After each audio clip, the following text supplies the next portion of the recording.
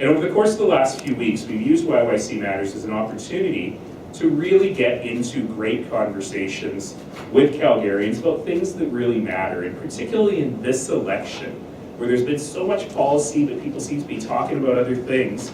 It's really important to get specific on the issues that matter to Calgarians. And my council colleagues and I have been working hard to make sure that these priorities matter to anyone who wants to be a leader. We had city councillors, for example, Councillor Gondek, talking about school sites and how we need to be much smarter about schools. You'll be hearing in the next day or two from every councillor whose wards are on the Bow and Elbow River about the importance of upstream flood mitigation. We've talked about extended producer responsibility, and I really want to say thank you to all of my colleagues for the great work that they've been doing. But now, we get an opportunity to see the responses from the parties so that Calgarians can see for themselves. This is the low-tech version of the website. You can go to yycmatters.ca right now and see how all of the parties responded. We have responses from the United Conservative Party, the NDP, the Alberta Liberal Party, the Alberta Party, and a short statement from the Green Party. And I want to say a special thank you to all of them for doing that work, and you can see them now. Why does Calgary matter? Calgary matters because we're home to nearly 1.3 million Albertans. We're the economic engine not just of Alberta, but of Canada. This city alone represents 1/3 of the GDP of Alberta. So let's get to it then. What did we hear? YYC Matters focuses on 4 themes: honoring commitments to Calgary, promoting economic recovery for Calgary, helping Calgarians through the recovery, in other words, helping people in tough times, and closing Calgary's infrastructure gap. So I can characterize the results in 3 areas, if you like: the good, the bad, and the ugly. So let's start with the good. The good is that across the parties, what we saw was commitments to things that really matter to Calgary, including the Springbank Dry Dam and including the development of the Green Line. One caveat: politicians sometimes speak politician-y. And what we need to do is take these issues off the table as election issues, since everyone agrees with them. But we also want to make sure that we're closing loopholes. So for example, in the United Conservative Party's response on Springbank, they say, we absolutely support Springbank, we're going to move quickly, the NDP didn't move fast enough, we will totally do Springbank as soon as we meet A, B, C, and D. So let's talk about A, B, C, and D, shall we? Because that sounds an awful lot like what the NDP says about the Trans Mountain Pipeline. And so we need to make sure that those loopholes are closed and that we focus on the first part of those sentences and ensure that those things move forward. But I was happy to see those real commitments to the promises that have already been made to Calgarians, including commitments by both the UCP and the NDP to Calgary's long-term capital plan. That's very, very important stuff. On the bad, it seemed clear that a lot of the parties, including the one in government now, hadn't really thought about very many issues that are important to Calgarians. We got a lot of, we'd be willing to consider that after the election. Why don't we learn more about that? Why don't we get some more information on that? These include things like fixing our terribly broken destination management fee, which is a fancy way of saying figuring out how to support our tourism industry in this city. Extended producer responsibility, we've been talking about for years. Right now, Calgarians pay twice for their recycling. They pay it in the price of the products that they buy, but also the blue card fee. This is an easy fix. And I was surprised that none of the parties would just commit to it. It's very simple, it's been done in many other provinces already, and it will save Calgarians real money every single month. And of course, cannabis. The federal government gave the provincial government money explicitly to pass on to the municipalities. And the fact that none of the parties had a real strong stance on that is just not a great thing. Let me talk about the ugly. Calgary's economy has disassociated itself from the national economy.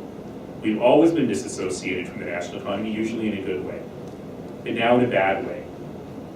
Despite some slightly okay numbers on unemployment today, our unemployment rate is higher than in other comparable cities, the highest of any comparable city in the country, much higher even than in Edmonton. 1 out of 4 of the office buildings in downtown Calgary are empty. Small businesses across Calgary are struggling. 15,000 Albertans have declared personal bankruptcy. And I was really, really disappointed to see that none of the parties, none of them, had a real plan for economic growth in Calgary. Lowering the corporate tax rate doesn't fill the downtown office buildings. Figuring out better ways to invest the carbon tax doesn't fill those downtown office buildings. Not one of the parties committed to doing anything for those businesses outside of the downtown that have been badly hurt by the downtown assessment drop. Not one of the parties committed to assisting us in our economic development fund to try and bring new business and new investment into downtown Calgary. Overall, there really was no overall plan for the city, and I found that very surprising. You know, and in particular, I want to say one thing about the United Conservative Party platform, which is good in many, many ways. But throughout that platform, you see a number of misconceptions about the City of Calgary, about the City of Calgary budget. You see a bunch of, why don't you give us more information on that? You've been a party for a long time. We've offered to give you the information on that for a long time.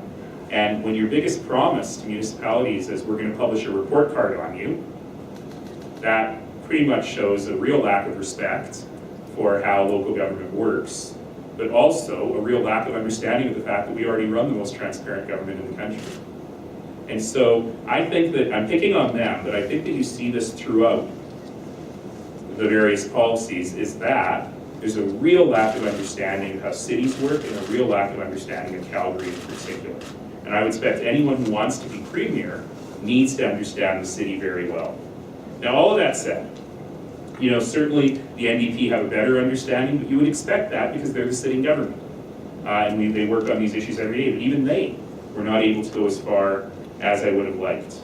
Ultimately, we need strong plans for our economy.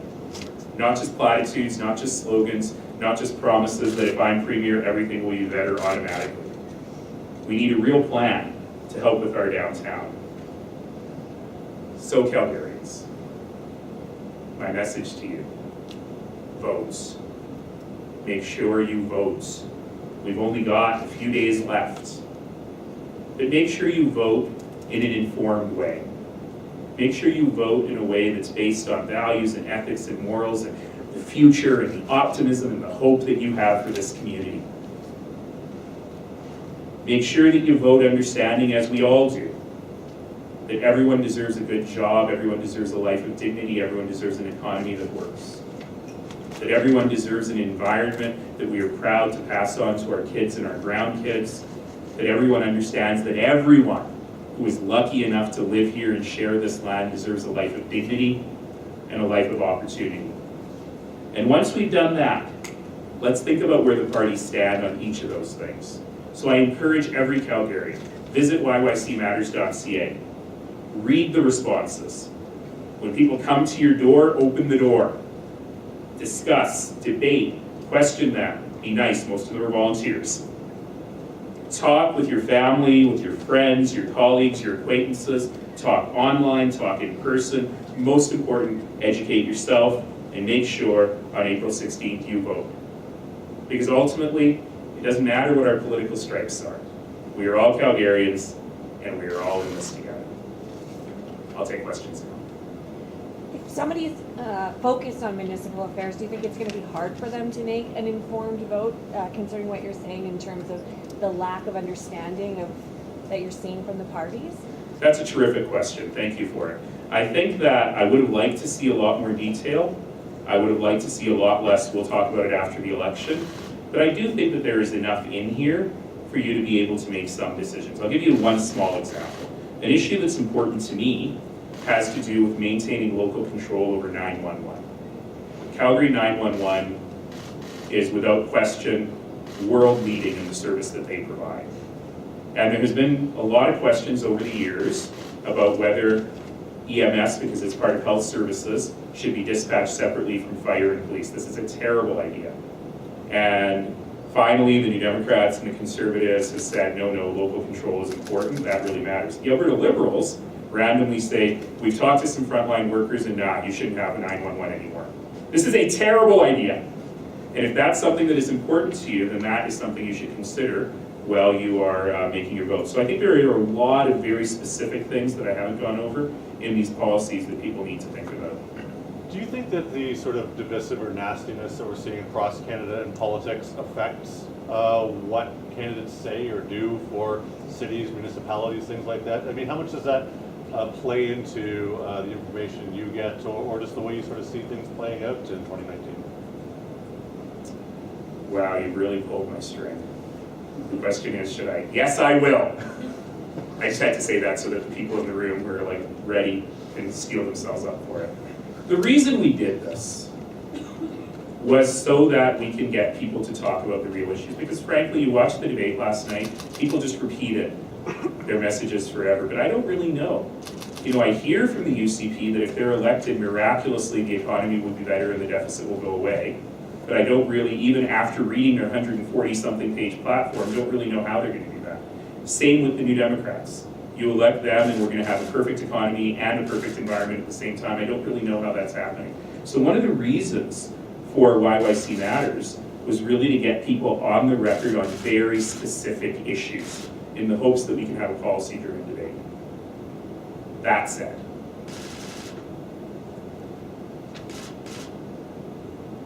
in 2012, we had an entire election term on one homophobic comment. In 2019,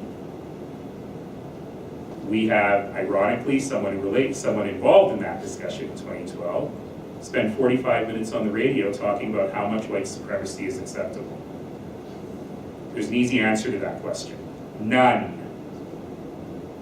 And so what we have to do is we have to say that talking about these issues isn't a smear job.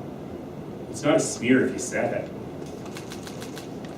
That it is critical that whoever we elect, regardless of what party they stand for, regardless of how we decide on other things, all of us as Albertans can say, people who hold views that say some Albertans don't deserve the same rights as others don't deserve to lead.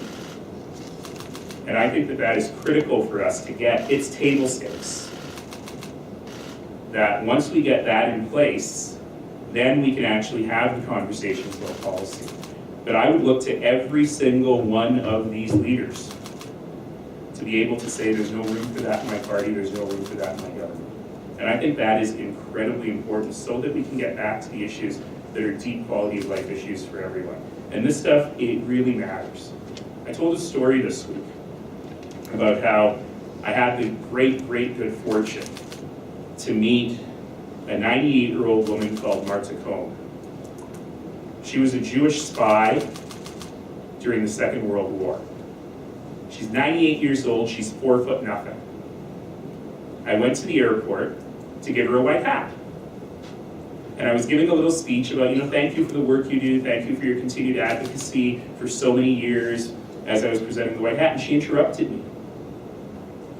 And she looked up at me and said, let me tell you why I do this. I lived through the 1930s. This is the 1930s. It's exactly the same. That's why I can't stop, because I know the next chapter. We can't stop. And sort of going down that road just a little bit here, again, I think it ties to what you're talking about in terms of what the city needs here. Do you think that there's a growing disconnect, and do you see it as a problem, that the interests of rural Canadians don't necessarily align with the interests of Canadians in cities anymore, or the issues that are important to Canadians in rural areas aren't as important to issues in, I use like the headscarf example in Montreal. In rural Quebec, that plays well. In the city, it doesn't play well. What do you think about the split there, or growing split? Listen, it's an incredibly important perception that you've got, that increasing divide. You know, look at the Brexit debate between cosmopolitan Londoners and people in rural England versus people in Scotland, people in Wales. But I'll tell you something. In my opinion, this is less a divide about human beings than it is a divide that is exploited by unscrupulous politicians. Because ultimately, here at the City of Calgary, it's incredibly important to me that our canola farmers have markets and have a fair price for their crop. Here in Calgary, we urbane cosmopolitan types have to eat. And so it's incredibly important that our farmers and our ranchers have a fair shake and a fair deal. Those ranchers require the people in Brooks, Alberta to be able to process the meat to get it to market. Those people are often new Canadians and refugees. In Brooks, Alberta, they get along pretty well, thank you very much. And so the real issue here is that we're all human beings. Farmer, or oil man, rancher, or politician, teacher, or lawyer, or nurse, or doctor, we're all human beings. And those three things I said, everyone deserves a decent life and a good job. Everyone needs an economy, or an environment rather, that we can pass on to our kids and our grandkids. Every single one of us on this land deserves a life of dignity. It doesn't matter if you live on a farm, it doesn't matter if you live in a small town, it doesn't matter if you live in a city that is considered rural Alberta, but is in no way rural like Grand Prairie or Fort McMurray or Red Deer. What matters is you're a human being. And what matters is that you're a human being lucky enough to live in Alberta. And I think that there is so much more that unites us than that which divides us. And frankly, I'd love to hear a lot of that from people who aspire to lead this province. Mayor, having watched the debate, having received these results from this survey, are you prepared to endorse any political party? Or just out of curiosity, would that be? I know you have to ask that question, and I know you know what the answer is. You know, the thing that bothers me is when I started in this crazy political life 8 years ago, I thought I was being so clever because I chose purple, because it's red and blue. And the argument is, you don't have to pick.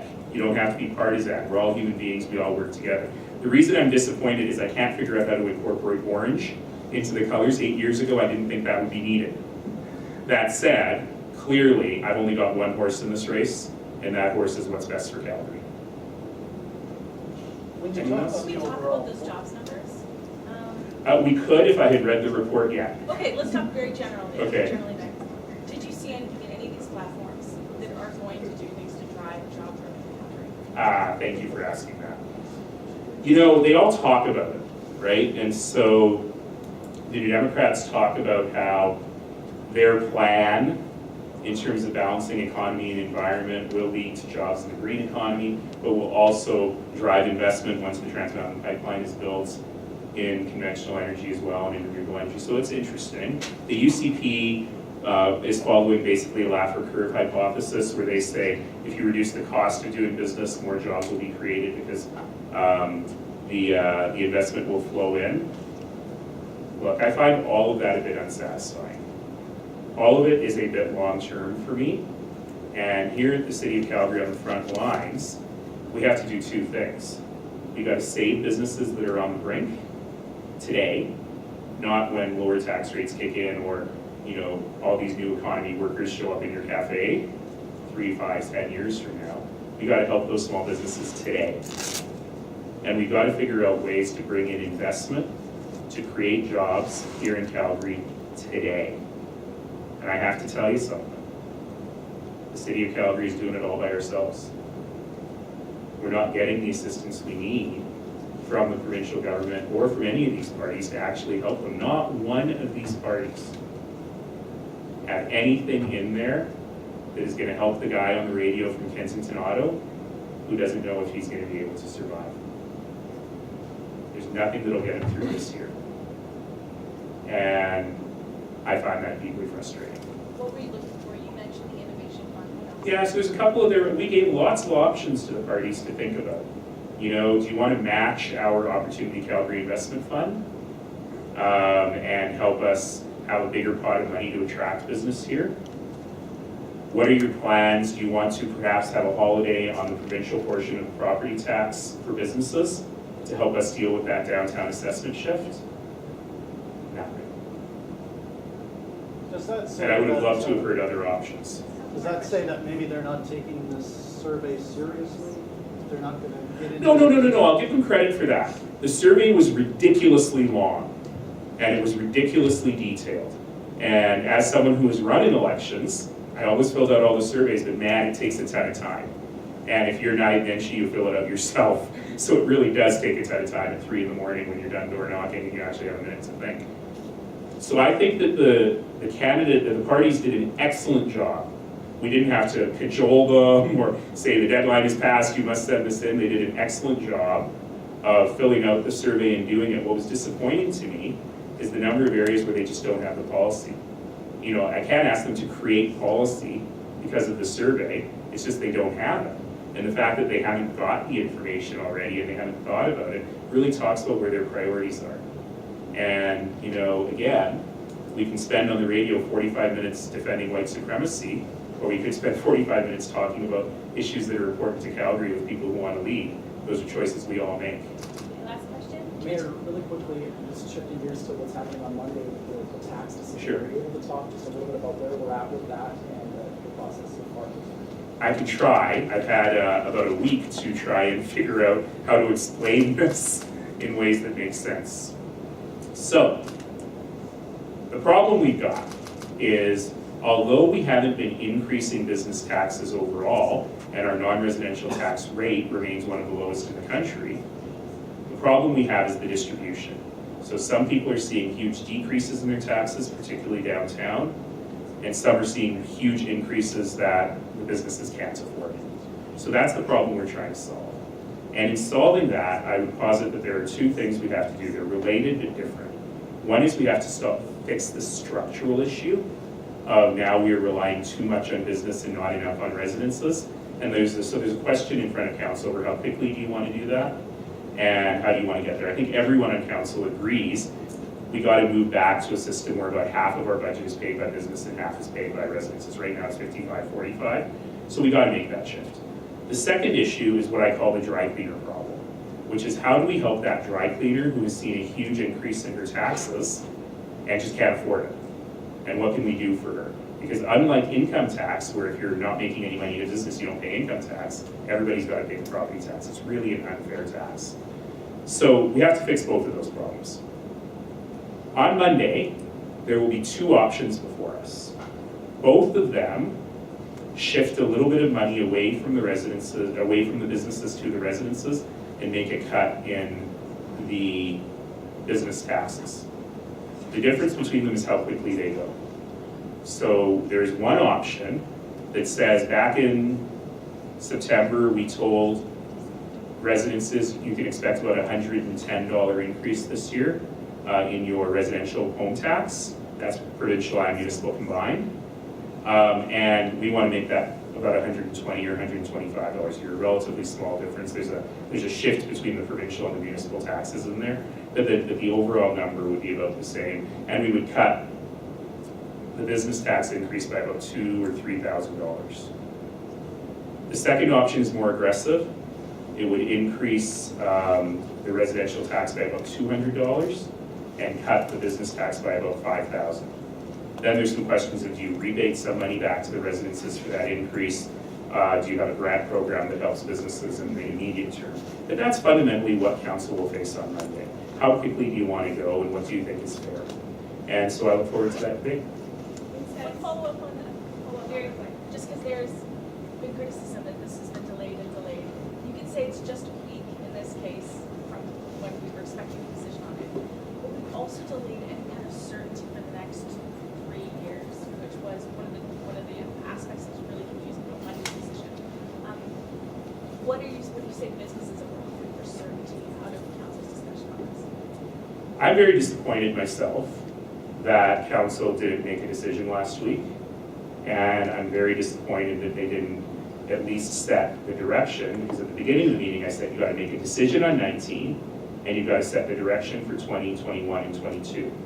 So I'm very disappointed that they didn't make a decision on 19, and I'm even more disappointed that they didn't choose to set a direction for 20, 21, and 22, because ultimately the decision on 19, you actually can't make it unless you understand what's going to happen in future years. So, for example, if I want to give a rebate back to residential taxpayers in 19, what happens in 20? Does that rebate have to be repaid? Does it get bigger? So we've got to actually look at those things. It's incredibly important for good decision making. I will defend council because I will say, look, we always make this decision in the second week of April. Every year, that is when we finalize the tax rate. And so we have been talking about this, and some folks have been saying, why haven't we been talking about this for a year? We've been talking about it for 3 years. We've had multiple meetings on it. Our Priorities and Finance Committee meeting, every second meeting is talking about this. And so ultimately, we've gotten down from 8 solutions the council created together, down to 2 potential ones, and the decision will be made in just 3 days. Thank you. All right, thanks everybody.